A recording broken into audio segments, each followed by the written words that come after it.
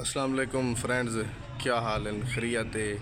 ठीक हो? मिजाज ठीक है? मैं हाँ तुहाडा नियाज़मंद खिजर भाई भला हाजिर थे हैं वीडियो दे नाल ते चंद अरसा मसरूफ़ रह गए हैं दोस्तों, गुफ्तगू नहीं थी सकी।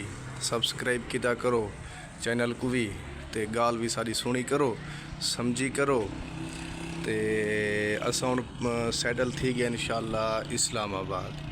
ठीक है दोस्तों, ये तो को सब मंजर दिखेंदे पे हैं मल्टी गार्डन B17 दे B17। ठीक है सही।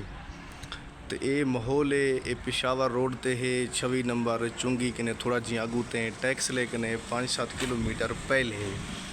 ठीक है, मल्टी गार्डन B17 इस्लामाबाद। ये असा गेट नंबर 2 के अंदर हैं। बढ़िया बढ़िया इमारतां, बड़े बड़े माहौल, 100 फुट के रोड, क्या ही खूबसूरत हसीन मंजर, सैवरेज